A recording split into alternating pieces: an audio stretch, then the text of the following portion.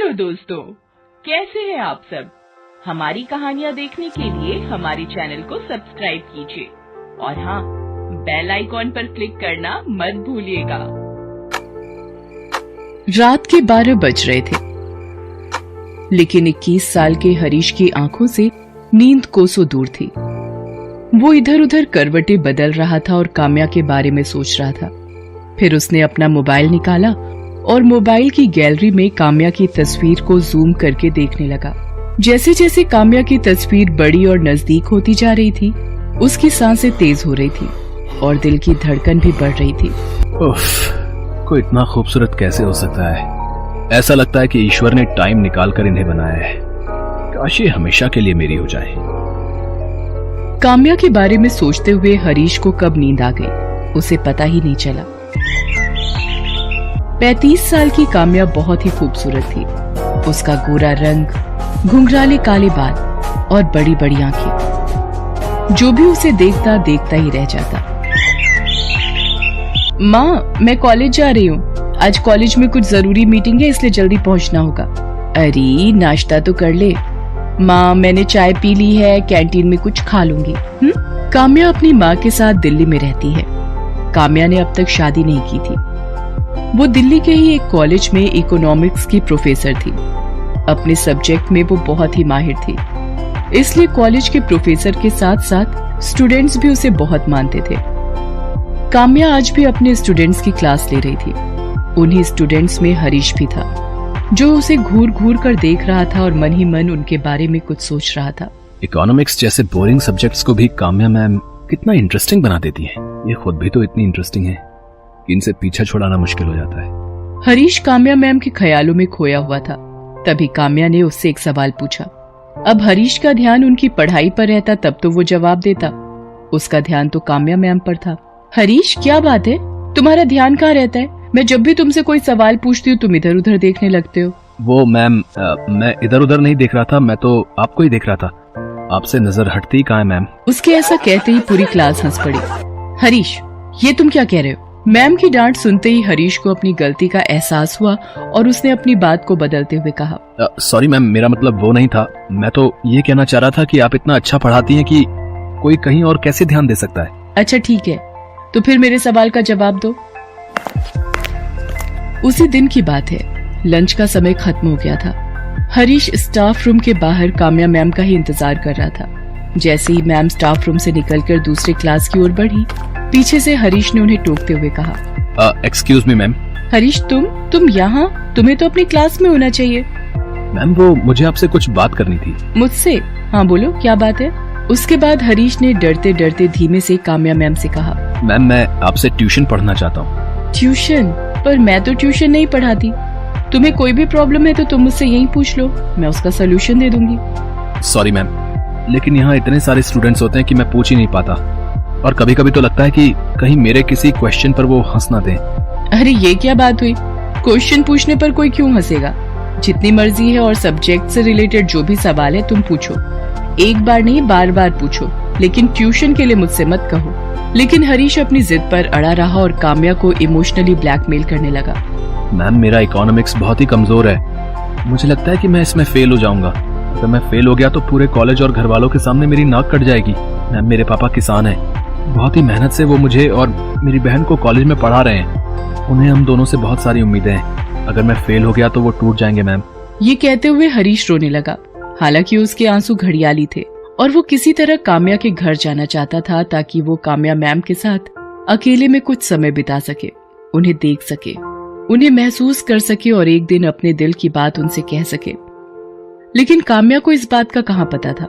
उसके लिए तो हरीश भी बाकी स्टूडेंट्स की तरह ही था। आखिरकार काम्या ने उसे 1 घंटे घर पर ट्यूशन देने की बात कही। साथ ही ये भी कहा कि हरीश, तुम ये बात किसी और स्टूडेंट को मत बताना कि मैं तुम्हें ट्यूशन दे रही हूँ, क्योंकि मैं पर्सनली ट्यूशन के बहुत ही खिलाफ हूँ। भला ये बात हरीश किसी को क्यों बताता।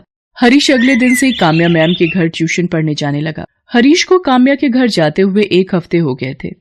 एक दिन काम्या उसे पढ़ा रही थी और वो हमेशा की तरह पढ़ाई से ज्यादा उनकी खूबसूरती में खोया हुआ था। मैम, बुरा ना माने तो आपसे एक बात कहूँ? हाँ हाँ बोलो। मैम, आप गलत प्रोफेशन में है। क्या मतलब गलत प्रोफेशन में हो? तुम्हारे हिसाब से मुझे किस प्रोफेशन में होना चाहिए था? मैम आप इतनी खूबसूरत हैं कि आपको तो हीरोइन होना चाहिए था। कसम से फैंस की लाइन लगी होती है आपके घर के बाहर, और उन फैंस में मैं सबसे आगे होता। उसकी बातों को सुनकर काम्या ने मुस्कुराते हुए उससे कहा, मेरी तारीफ करने के लिए शुक्रिया, लेकिन I am very happy with my profession. मैं बहुत खुश हूँ। इनफैक्ट मैं बचपन से ही टीचर बनना चाहती थी ताकि समाज में वो बदलाव ला सकूं जिससे समाज ग्रो करे, वो नए सपने देखे और इस दुनिया को खूबसूरत। हरीश काम्या के यहाँ ट्यूशन पढ़ने आता रहा, लेकिन काम्या को अब ये एहसास होने लगा था कि वो पढ़ाई से ज्यादा उसमें दिलचस्पी ले रहा है। एक दिन तो उसने बहुत ही पर्सनल सा सवाल काम्या से किया, आपकी थिंकिंग आपकी ही तरह खूबसूरत है मैम। मैम आप इतनी खूबसूरत हैं तो फिर आपने अब तक शादी क्यों नहीं की? क्या आप किसी से लव करती हैं? उस दिन काम्या ने हरीश को टोक दिया और कहा, देखो हरीश, तुम यहाँ जिस काम के लिए आते हो वही करो। मेरी पर्सनल लाइफ में इंटरफेयर मत करो और ना ही पर्सनल बातें करो। मैं देख रही हूँ कि तुम पढ़ाई से ज्यादा मेरी निजी जिंदगी में इंटरेस्ट लेते हो। मेरा फेवरेट कलर क्या है, मेरा फेवरेट खाना क्या है, मैं शादी कब करूंगी नहीं करूंगी, इन सब बातों में मत उलझो। और अगर आइंदा तुमने इस तरह की बातें की तो तुम्हें यहाँ आने की कोई जरूरत नहीं है। आई एम सॉरी मैम, मैंने आपको हर्ट किया। मेरा ऐसा कोई मतलब नहीं था। उस दिन हरीश घर जाकर काम्या के बारे में ही सोचता रहा। आज मैंने काम्या मैम का दिल दुखा दिया। मुझे ऐसा नहीं करना चाहिए था। आखिर मैं प्यार करता हूं उनसे, और कोई भी प्यार करने वाला अपनी प्रेमिका को हर्ट तो नहीं करता। हरीश को यह सब सोचकर नींद नहीं आ रही थी। उसने उसी समय काम्या से माफी मांगने का सोचा। उसने अपने घर के गमले से एक गुलाब का फूल तोड़ा और रात के 10:30 बजे काम्या के घर की ओर चल पड़ा। आज मैं काम्या मैम से माफी तो मांगूंगा ही, साथ ही उनसे अपने दिल की बात भी कह दूंगा। आखिर एक ना एक दिन तो उनको बोलना ही पड़ेगा ना। बिना बोले तो उन्हें मेरे दिल की फीलिंग्स कैसे पता लगेंगी। काम्या के घर पहुंचते पहुंचते रात के 11:30 बज गए थे। हर ओर सन्नाटा छा गया था। काम्या के घर का दरवाजा भी बंद था। मैम के घर का दरवाजा तो बंद है, लेकिन मैं उनसे माफी मांगे बिना और दिल की बातें कहे बिना नहीं जाऊंगा। उसके बाद हरीश पाइप के सहारे काम्या मैम की बालकनी में पहुंचा, फिर घर के अंदर चला गया। काम्या उस समय सो रही थी। हरीश मैम को देखने लगा। मैम सोए हुए में भी कितनी खूबसूरत लग रही हैं। ऐसा लग रहा है कि मैं इन्हें गले लगा लूं। हरीश मैम की तरफ बढ़ने लगा, तभी हरीश के मोबाइल की रिंग बजी। जब तक वो अपने फोन को साइलेंट मोड में करता, रिंग की आवाज से काम्या की नींद खुल गई। उसने अपने सामने हरीश को देखा तो वो बहुत डर गई। हरीश, तुम यहाँ और इस वक्त? तुम अंदर कैसे आए? मैम मैं आपसे माफी मांगने आया हूँ। माफी? किस बात की? मैम मैं आपसे पर्सनल सवाल अब कभी नहीं करूंगा। ये कहने के लिए तुम इतनी रात को और इस तरह मेरे घर आए हो? ये कहकर हरीश ने गुलाब का फूल काम्या की ओर बढ़ाते हुए कहा, आई लव यू मैम। मैं आपसे बहुत प्यार करता हूँ। मैं आपके बिना नहीं रह सकता। मुझे हर पल, हर सेकंड, हर जगह आप दिखाई देती है ma'am. I really love you ma'am.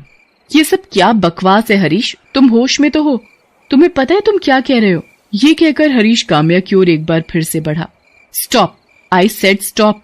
जहां खड़े हो वहीं खड़े रहो, नहीं तो अभी मैं पुलिस को बुलाऊंगी और तुम्हें जेल भिजवा दूंगी। एक ही सेकंड में सारी आशिकी बाहर आ जाएगी। ये आप क्या कह रही हैं मैम? किसी को प्यार करना कोई गुनाह तो नहीं है। देखिए, पुलिस को मत बुलाइए। मेरे प्रेम प्रस्ताव को स्वीकार कर लीजिए। वैसे मैं जानता हूँ कि आप भी मुझे चाहती हैं, बस कहने से डरती हैं। अगर मुझे नहीं चाहती तो फिर ट्यूशन के लिए क्यों अलाउ किया मुझे?